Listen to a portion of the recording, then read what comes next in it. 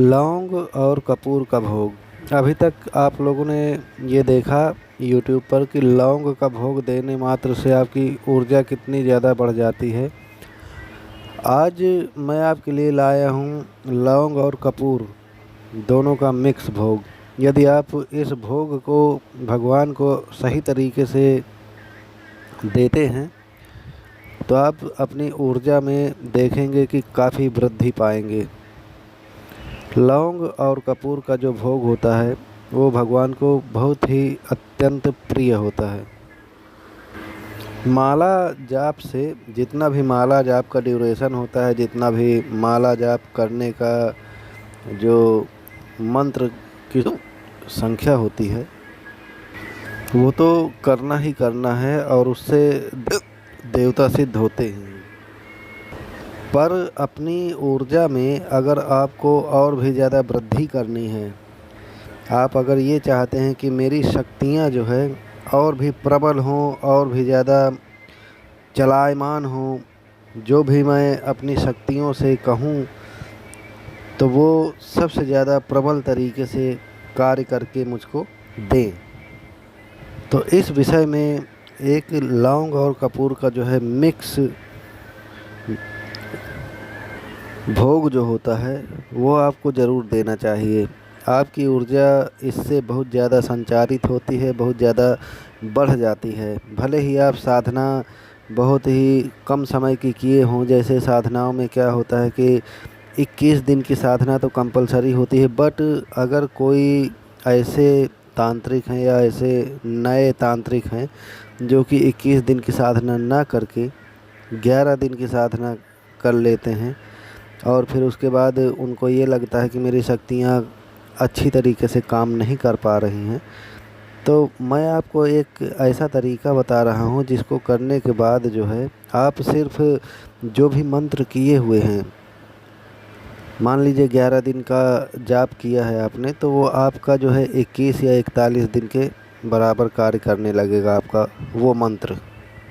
तो आप थोड़ा सा इसको सुनिए, पूरा वीडियो देखिए, स्किप मत कीजिएगा।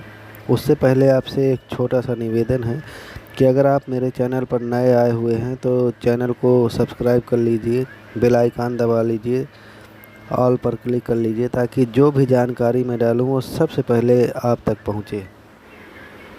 तो अभी तक आपने ये देखा कि लौंग का हवन कैसे किया जाता है और लौंग के हवन मात्र से आपकी ऊर्जाएं कितनी ज़्यादा प्रभावशाली हो जाती हैं, कितनी ज़्यादा बढ़ जाती हैं। पर एक चीज़ और आपको बता रहा हूँ, उसी में आप कपूर ऐड कर लीजिए। कपूर कैसे कि आप पहले लौंग का हवन जैसे कर रहे हैं और साप्ताहिक कर रहे हैं, वीकली जिसको कहते हैं। वीकली मैंने बताया था कि वीकली जैसे काली माता का है तो आपने काली माता का वीकली हवन शुरू कर दिया, मात्र शनिवार शनिवार को एक जोड़ा लौंग का हवन आप करने लगे और 108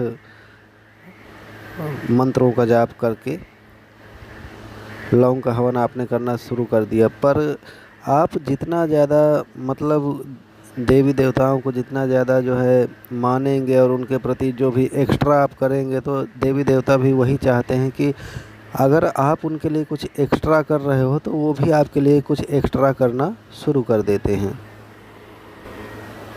जैसे आपने लौंग का हवन शनिवार को कर दिया काली माता के नाम पे, ओम क्रीम कालिकाय नमः। फिर आप क्या कीजिए, थोड़ा सा कपूर रखिए और जिन जिन शक्तियों को आप मानते हैं कि ये शक्तियाँ मेरी भरपूर रक्षा कर रही हैं, 2 शक्तियाँ हैं या 3 शक्तियाँ हैं, मेरी बात को समझिएगा। जैसे भैरव बाबा हैं, काली माता हैं, कामाख्या माता हैं। आपने मान लीजिए काली माता के नाम का 108 बार हवन कर दिया ओम क्रीम कालिकाय नमः नाम से।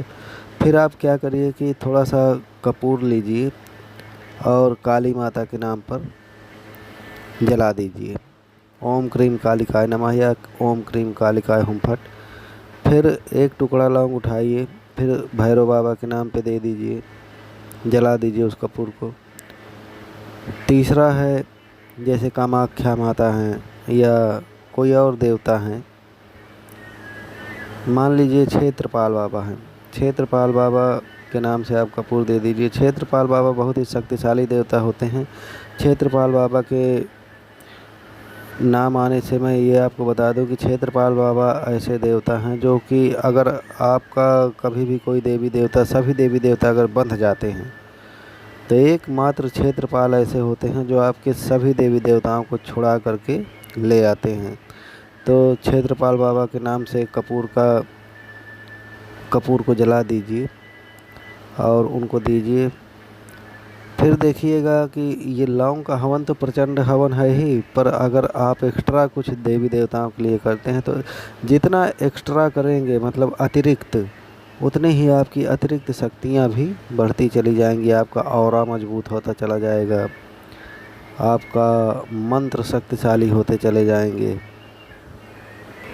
आपके मंत्र जो भी हैं वो सुचारू रूप से और प्रबल तरीके से काम करना शुरू कर देंगे और काम करते चले जाएंगे। एक समय आपको ऐसा महसूस होने लगेगा कि मैंने तो साधना केवल 11 दिन की ही की थी, लेकिन जो मैंने अपने भगवान के लिए, अपने देवी देवताओं के लिए अलग से किया तो उसका फल भी मुझे उसी प्रकार से सुचारू रूप से मिल रहा है और प्रबल तरीके से मेरी शक्तियाँ, मेरे मंत्र अच्छी तरीके से कार्य कर रहे हैं।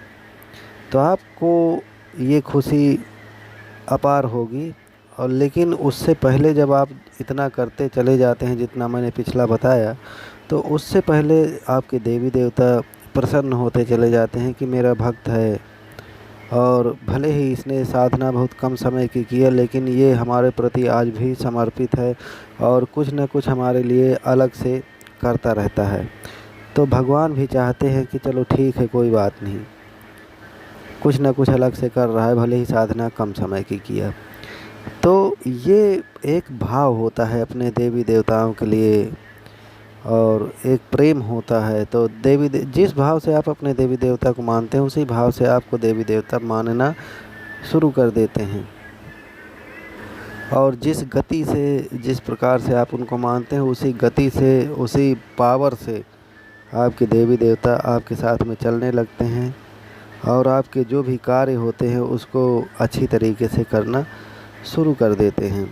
और आप एक समय ये देखते हैं कि मेरा मंत्र बहुत अच्छी तरीके से कार्य कर रहा है, मेरी शक्तियाँ जो भी मैं कहता हूँ, जो भी मैं उनसे प्रार्थना कर लेता हूँ, तो बहुत अच्छी तरीके से मेरे काम को जो है करके दे रही हैं। तो बस यही है साधना और भक्ति का एक तरीका जो है। तो आशा करता हूँ कि ये जानकारी आप लोगों को पसंद आई होगी।